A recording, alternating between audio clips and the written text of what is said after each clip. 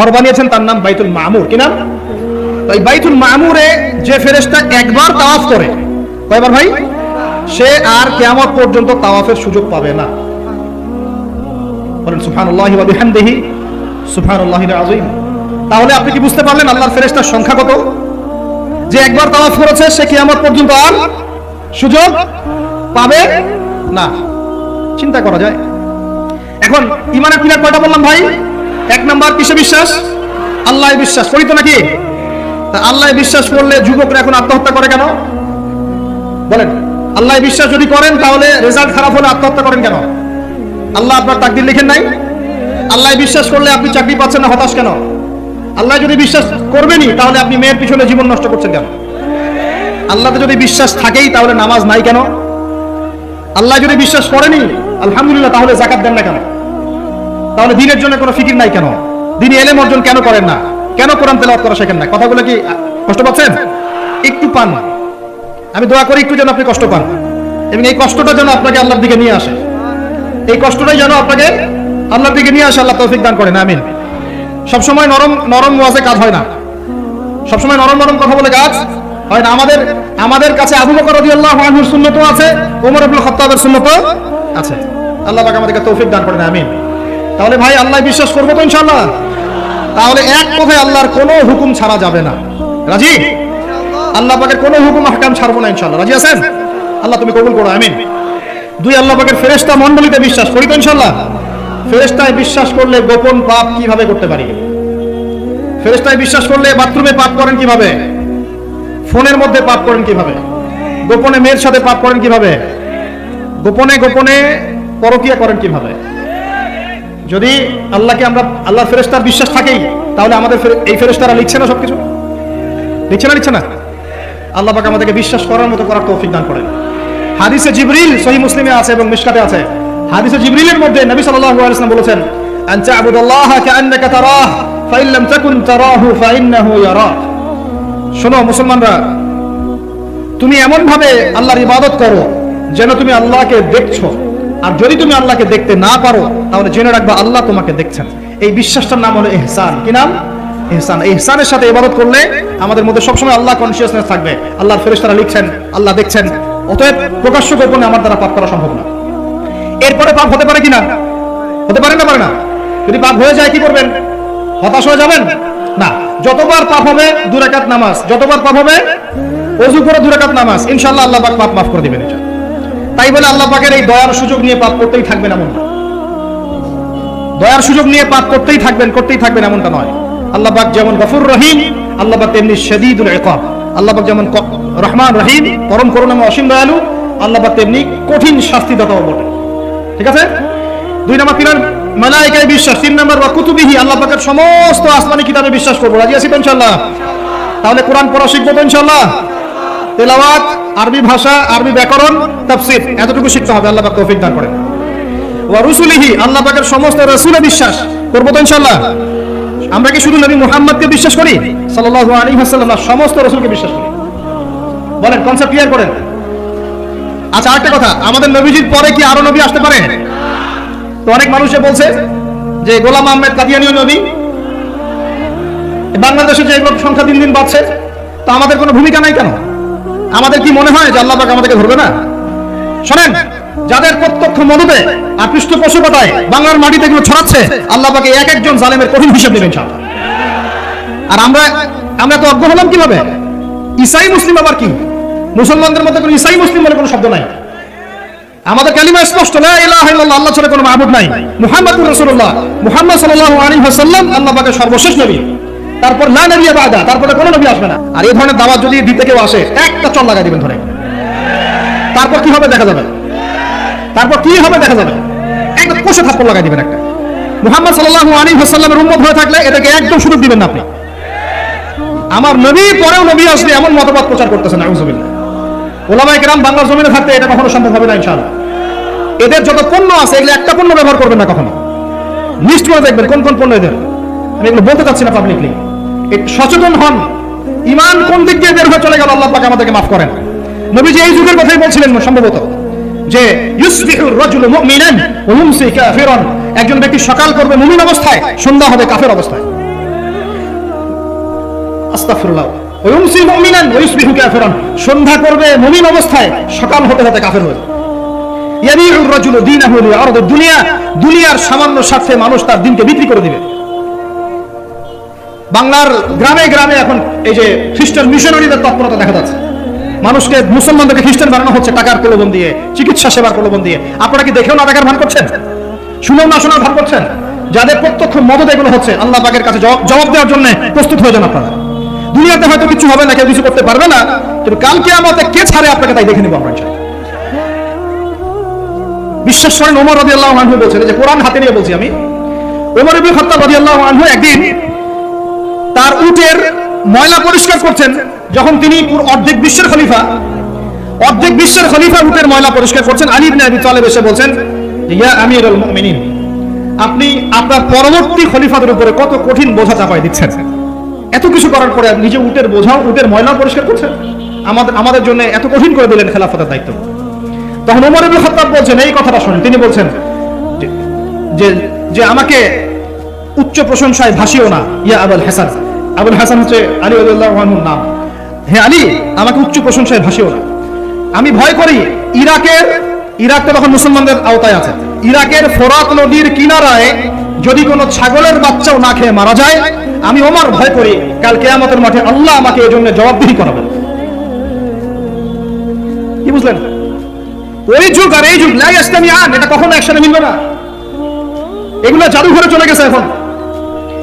তিনি বলছেন, ওমর রাদিয়াল্লাহু আনহু যিনি জান্নাতের সার্টিফিকেট প্রাপ্ত মানুষ, যার জান্নাতের ঘর আল্লাহ রাসূল দেখে এসেছেন, তিনি বলছেন যে আমি ভয় করি ইরাকের ফোরাত নদীর কিনারায় কোন মেষ পালক বা ছাগলের বাচ্চা, মেষ শাবক, তারাও যদি না খেয়ে পানির পিপাসায় মারা যায়, আমি ওমর ভয় করি কাল কিয়ামতের মাঠে আল্লাহ আমাকে জবাবদিহি করবে। আর কিছু বলতে হবে আপনাদেরকে? বাস, যার মধ্যে নফসের মধ্যে নূর আছে তার জন্য উপদেশ যথেষ্ট।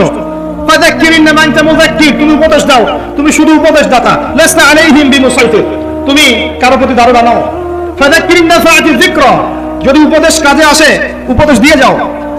সায়াযাক্কারু মান ইয়াখশা, যে আল্লাহকে ভয় করে সে ইনশাআল্লাহ অতি শীঘ্রই লাইনে চলে আসবে, আল্লাহকে ভয় করে। বাস, আমাদের কাজ এতটুকু, এর বেশি আমাদের কোনো দায়িত্ব নাই। এখন শুনেন, যে কথা বলতে এতটুকু চলে আসলাম, মুহাম্মদ সাল্লাল্লাহু আলাইহি ওয়াসাল্লামের পরে আর কোন নবী আছে? আকীদা স্পষ্ট থাকবে তো ইনশাআল্লাহ? এবার আসেন, ওয়া কুতুবিহি বলতে আমরা সমস্ত কিতাবে বিশ্বাস করি, ওয়া রুসুলিহি বলতে আমরা সমস্ত আম্বিয়া কিরামে বিশ্বাস করি, ওয়াল ইয়াউমিল আখির, পাঁচ নাম্বারটা কি ভাই? ওয়াল ইয়াউমিল আখিরাতের জীবনে আমরা বিশ্বাস করি।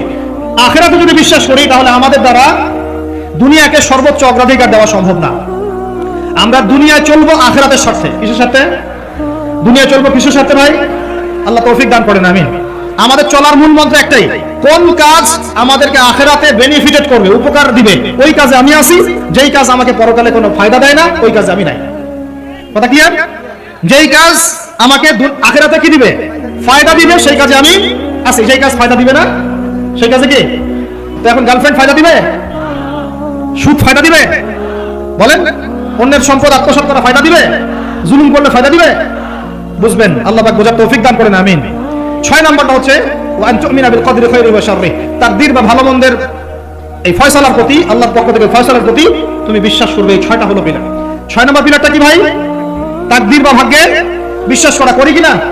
এইখানে আপনাদের সাথে আমার কথা, তাকদীর বা ভাগ্যে বিশ্বাস করলে রিজিক নিয়ে এত পেরেশান হওয়ার কিছু নাই। তাকদীর ভাগ্যে বিশ্বাস করলে এই যে ছোটখাটো বিপদ আপদ বালা মুসিবত আসতেছে আমাদের জীবনে, আসতে আছে না, এইগুলোতে বিচলিত হওয়ার কিছু নাই, কিছু নাই। আমার তাকদীরে যা লেখা হয়েছে আল্লাহ পাক ছাড়া এটা কেউ বদলাতে পারবে না।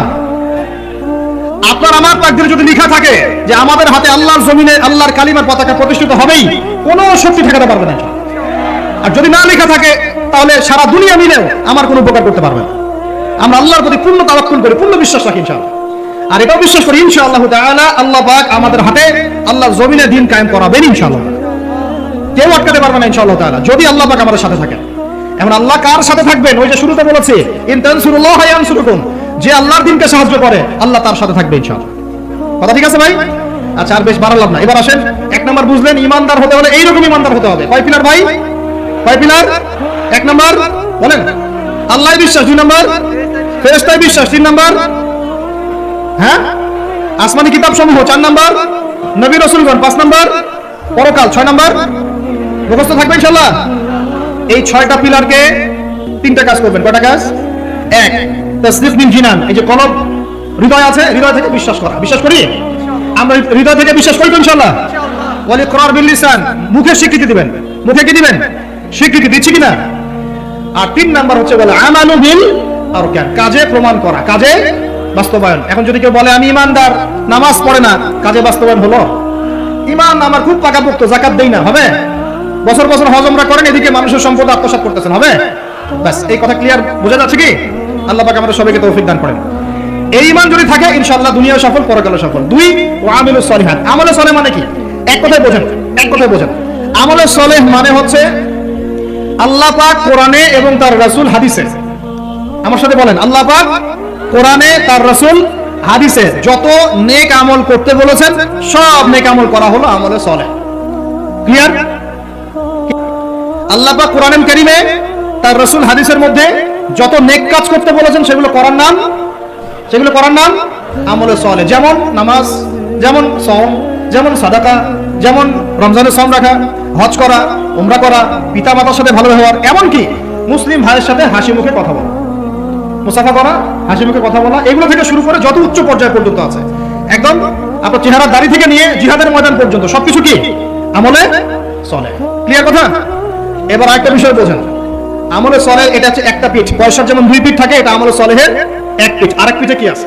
আরেক পিঠে আছে আল্লাহ পাক কোরআনে তার রাসূল হাদিসে যত মন্দ কাজ থেকে দূরে থাকতে বলেছেন সেগুলো থেকে দূরে থাকার নাম হলো আমলে সলেহ।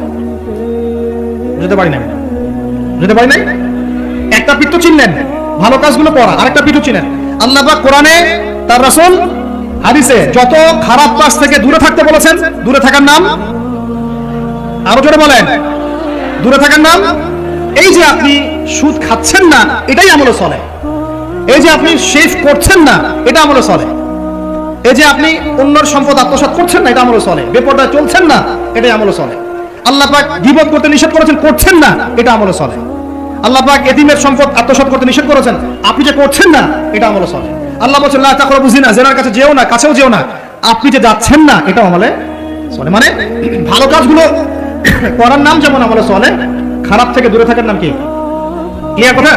তাহলে 1 নাম্বার ঈমান বুঝতে পারলেন, আমলে সলেহ বুঝতে পারলেন। 3 নাম্বার ওয়া তাওয়াসাউ বিল হক, হকের দাওয়াত দেওয়া। হকের, আর হকটা কি ভাই?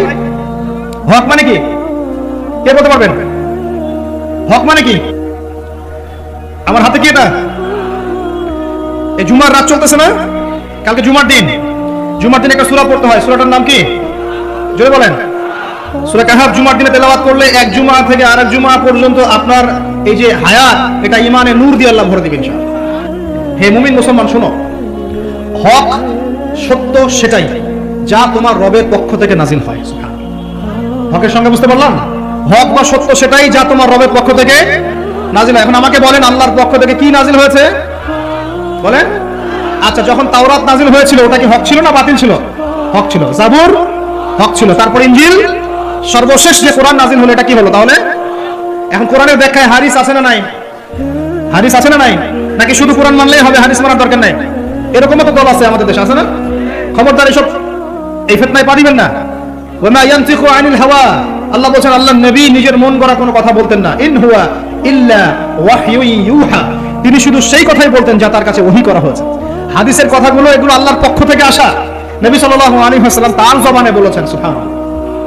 এখন এই কোরআন এবং হাদিস হলো হকের মানদণ্ড। তাহলে কোরআন হাদিসের সাথে যা মিলবে তা আমি নিব, যা মিলবে না তা নিব। আবার বলি, কোরআন হাদিসের সাথে যা মিলবে তা আমি নিব, যা মিলবে না তা আমি নিব না। বাস, যা মিলবে তাই নেবেন। যার কথাই কোরআন সুন্নাহর সাথে মিলবে আপনি নেবেন, মিলছে না নিবেন না। আবার কোনো কথা যদি দেখেন কোরআন সুন্নাহর সাথে মেলে নাই, ওটা দেওয়ালে ছুঁড়ে ফেলে দিবেন, কোনো দরকার নেই। হতেই পারে মানুষের সব কথাই যে একদম 100% পারফেক্ট হবে, নট নেসেসারি, ভুল হতে পারে। যদি দেখা যায় কোরআন সুন্নাহর সাথে মেলে নাই, ছুঁড়ে ফেলে দিবেন। যেটা মিলেছে অবশ্যই নিতে হবে। এখন হকের মানদণ্ড কি পেলাম? বলেন, হকের মানদণ্ড কি?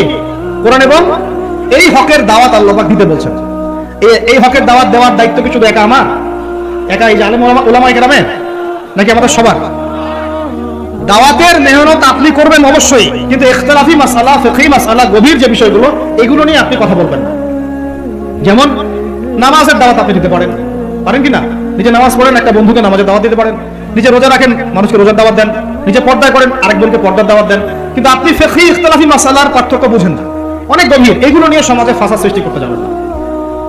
ফিকহি মাসালার হাত বাঁধার, আমিনের, রফুল ইয়াদাইনের, জোরে আমিন, আস্তে আমিন, তারাবি, এইটা ওইটা অনেক যে ব্যাপারগুলো আছে, এগুলো ফিকহি ইখতিলাফি মাসালা, যেগুলোর গভীর জ্ঞান অর্জন না করা পর্যন্ত কেউ ইজতিহাদ করতে পারে না। এই জন্য ওলামায়ে কেরামের কাছে আমরা যাই, ওলামায়ে কেরাম যেটা ফতোয়া দেন সেটা আমরা গ্রহণ করি। আমরা ওলামায়ে কেরামের সোহবত থেকে দিন শিখবো ইনশাআল্লাহ। কথা ঠিক আছে ভাই? একা একা দিন শিখবেন না, ওলামায়ে কেরামের সাথে পরামর্শ করে সোহবত থেকে দিন শিখবেন। আর হকপন্থী ওলামায়ে কেরাম আর বাতিলপন্থী ওলামায়ে কেরাম কারা, এটা তো স্পষ্ট হয়ে যাচ্ছে দিন দিন। স্পষ্ট হয় নাই? তাহলে হক বলতে বোঝাচ্ছি কোরআন এবং হাদিস। আল্লাহ পাক কোরআন হাদিসের এই হকের দাওয়াতটা সবাইকে দেওয়ার তৌফিক দান করেন। দাওয়াতটা কি দিব শুধু সৎ কাজে আদেশ করব নাকি অসৎ কাজে নিষেধ করব? বলেন। আচ্ছা, এইটা মূলনীতি দাওয়াতের। শোনেন, এই কথাটা ভালো করে শোনেন। আল্লাহর নবী সাল্লাল্লাহু আলাইহি ওয়াসাল্লামের চেয়ে ভদ্র কোনো মানুষ ছিল? আসবে? আসছিল কখনো?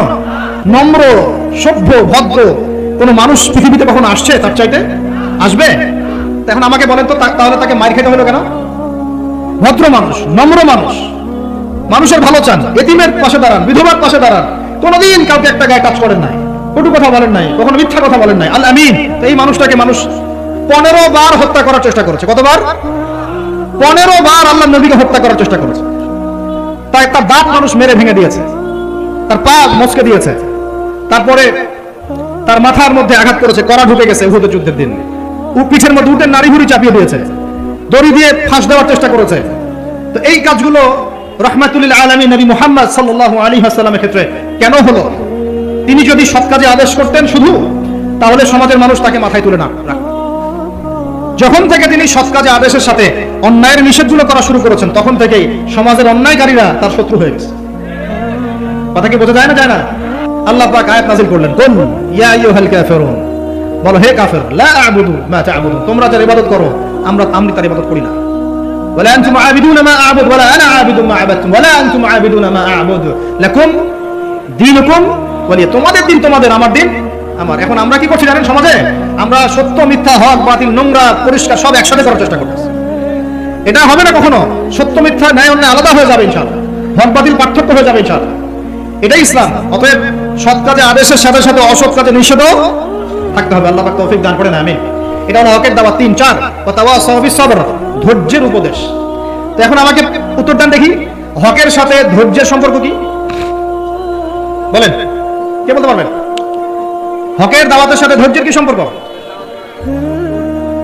হ্যাঁ, মাশাআল্লাহ, ভেরি গুড।